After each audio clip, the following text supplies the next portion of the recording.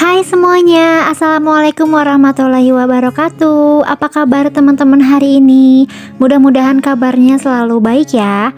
Oh ya, sebelumnya aku mau ucapin terima kasih banyak buat teman-teman yang udah klik video aku, selalu sisipkan komentar positif di video aku, dan selalu nunggu-nunggu video baru aku. Mudah-mudahan teman-teman semua selalu diberikan kesehatan dan dimudahkan segala aktivitasnya ya. Amin ya robbal alamin. Oke, untuk kegiatan pagi ini aku awali dulu dengan masak nasi. Alhamdulillah, sink wastafel juga udah kosong, gak ada cucian piring karena semalam udah aku cicil cuci mams. Jadi pagi-pagi tuh untuk mengawali hari mood aku jadi makin baik. Karena kalau pagi-pagi ngelihat wastafel penuh sama cucian piring, kadang-kadang tuh suka jadi rungsing gitu ya mams. Terus cuci piringnya juga jadi kayak buru-buru banget karena piring dan sendok di dapur aku tuh cuman sedikit. Sebelum berasnya dimasukin atau dimasak, di sini aku mau ngelap-ngelapin dulu bagian dalam dan juga luar magicomnya karena udah lumayan berdebu. Terus juga di bagian bawah magicomnya tuh banyak banget nasi kering, jadi harus dibersihin. Nah, karena magicomnya udah bersih, di sini aku mau masukin berasnya untuk dimasak. Dan tadi tuh ya, pas aku ngelap-ngelapin bagian dalam magicomnya, itu ada semut kecil-kecil gitu, mams. Jadi akhir-akhir ini tuh magicom aku jadi sering dikerubungin sama semut. Setelah masak nasi, sekarang aku pindah lagi mau beresin bagian karpet. Karena di sini tuh banyak banget kotoran makanan, takutnya nanti ada semut lagi. Jadi mau aku bersihin dulu pakai sapu lidi. Kemarin tuh aku nggak sempet beres-beres rumah karena kita tuh pergi dari pagi ke rumah orang tua aku. Jadi beres-beres rumahnya dibesokin aja, maksudnya hari ini mams, biar sekalian aku bikin konten gitu. Dan setelah beresin karpet, ini aku lanjut lagi mau nyapu dan nanti juga aku mau sekalian ngepel karena udah beberapa hari ini nggak dipel, udah ada 4 atau 5 hari gitu. Dan lantai itu rasanya kayak cepel, apalagi di bagian dapur itu kayak licin dan ada minyak-minyaknya gitu.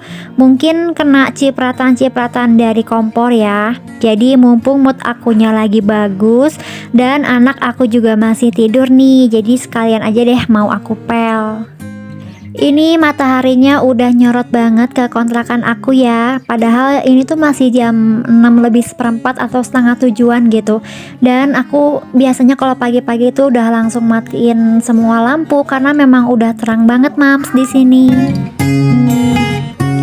Menjalani seorang minimalis setelah kita menjadi seorang ibu atau setelah kita punya anak, itu pasti punya tantangan tersendiri ya mams. Pasti cara menerapkannya juga berbeda sebelum kita menikah dan sebelum kita punya anak. Karena setelah kita menikah, apalagi punya anak, peluang untuk menjadi konsumtif atau belanja berlebihan itu pasti deh jauh lebih besar. Apalagi ibu-ibu kan paling gak tahan ya kalau ngeliat nih di toko ada baju anak, bajunya tuh lucu banget. Terus ada mainan yang bikin kita gemes. Terus pasti banyak juga peralatan-peralatan untuk menunjang tumbuh kembang anak di rumah. Dan akhirnya barang-barang yang kita urus jauh lebih banyak daripada sebelum kita punya anak. Nah, jadi kita harus pintar-pintar lagi ya mams untuk membedakan apakah barang ini benar-benar dibutuhin buat si anak atau cuman keinginan kita sendiri nih ibunya. Apalagi kalau di rumahnya masih ada anak toddler kayak aku sekarang. Arsy itu sekarang udah mulai masuk umur 2 tahun. Jadi sekarang tuh lagi seneng-senengnya masak-masakan. Jadi mulai ngeberantakin area dapur. Terus rak-rak yang di dapur itu mulai diacak-acakin. Ceritanya tuh dia ikut-ikutan masak gitu mams. Dan sekarang itu mainannya udah gak pernah lagi dipegang, jarang gitu. Barang yang kita urus sebelum kita punya anak mungkin cuman sedikit ya mams. Dan kita juga masih gampang buat mengontrol atau mengatur barang-barang yang ada di rumah. Tapi setelah kita punya anak, biasanya kan kakek neneknya, bibi-bibinya, saudara-saudaranya itu suka ngebeliin mainan, baju, atau ngado, kado lahiran, kado ulang tahun. Nah, itu juga perlu kita sortir lagi ya Mams, mana nih yang bener-bener kita butuhin dan mana yang bisa kita keluarin. Kemudian saat anak udah mulai sekolah, biasanya kan akan mulai banyak barang-barang keperluan sekolah ya. Biasanya tas anak sekolah itu bukan cuma satu, pasti ada deh buat ganti-gantinya. Atau anaknya udah mulai masuk SMP nih, terus buku-buku dari zaman SD atau TK itu harus kita sortir juga ya Mams, supaya nggak terjadi penumpukan di rumah. Nah, ini kegiatan aku selanjutnya setelah tadi selesai ngepel, ternyata masih jam 7 kurang, terus anak aku juga masih tidur. Jadi di sini aku mau ngelanjutin lagi buat nyetrika. Kalau untuk nyetrika baju, aku tuh kadang-kadang nyetrikanya di pagi hari atau enggak di malam hari. Jadi gimana situasi sama mood aku aja, Mams. Kalau misalnya pagi-pagi nggak terlalu banyak kegiatan, terus masih ada tenaga, aku kerjanya pagi-pagi. Tapi kalau misalnya pagi-pagi tuh riuh banget, anak aku juga nggak bisa diajak kompromi. Paling aku ngerjainnya di malam hari. Nah, di video kali ini aku mau membahas gimana caranya supaya kita bisa tetap menikmati peran kita sebagai seorang ibu, tapi juga tetap sesuai dengan prinsip gaya hidup minimalis yang kita pegang. Tips yang pertama, kita perlu fokus pada diri sendiri dulu ya.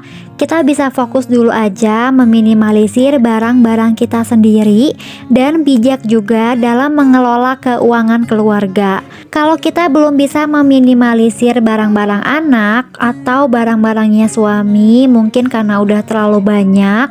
Nah, kita bisa fokus dulu aja Mams untuk meminimalisir barang-barang kita sendiri. Misalnya dari baju-bajunya, dari skincare-nya, itu kita bisa pilah-pilah lagi mana yang sering kita pakai atau enggak. Dan usahakan setiap barang yang ada di rumah itu harus punya tempat penyimpanan masing-masing ya. Misalnya nih kayak perintilan-perintilan cas-casan, pulpen, peniti, baterai, dan lain-lain. Karena kadang-kadang barang-barang kecil ini kalau nggak disimpan dengan baik, sering bikin rumah kita jadi berantakan Mams. Dan pada saat kita lagi butuh barang itu, seringnya malah nggak nemu. Nah, makanya penting banget ya untuk kita menyediakan storage atau tempat khusus untuk barang-barang yang ada di rumah kita. Kayak misalnya di rumah aku punya storage khusus untuk menyimpan barang-barang kecil, tapi di satu storage itu isi barangnya tuh random Mams. Jadi semua barang kecil tuh aku simpen di satu storage. Terus aku juga punya storage khusus untuk daleman, untuk kaos kaki. Nah, tapi untuk storage itu sebenarnya nggak harus yang bagus dan estetik ya. Kita bisa kok memanfaatkan barang yang ada di rumah, misalnya dari kardus. Nah, untuk menyimpan daleman, aku tuh aku tuh pakai storage dari bikin sendiri dari kardus. Terus biar nggak terlalu polos, aku kasih kertas kado, jadi biar agak menarik gitu ya. Terus aku juga di rumah punya keranjang khusus untuk menyimpan mainan RC. Walaupun anak aku masih umur 2 tahun, tapi aku udah ajarin dari sekarang.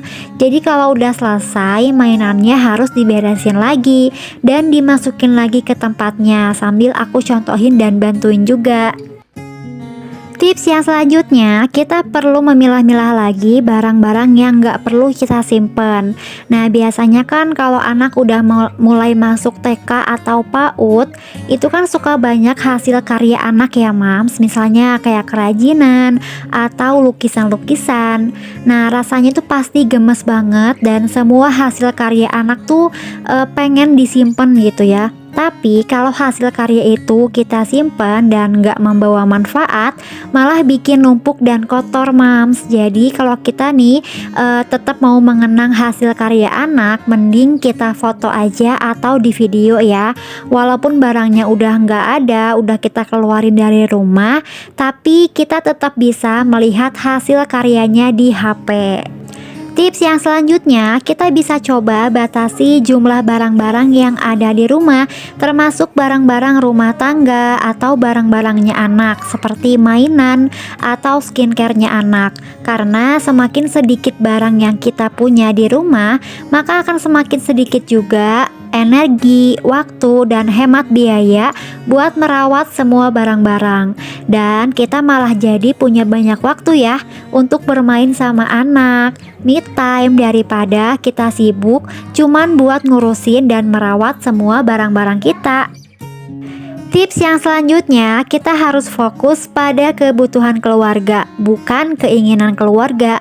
Karena nggak semua barang harus kita beli ya mams.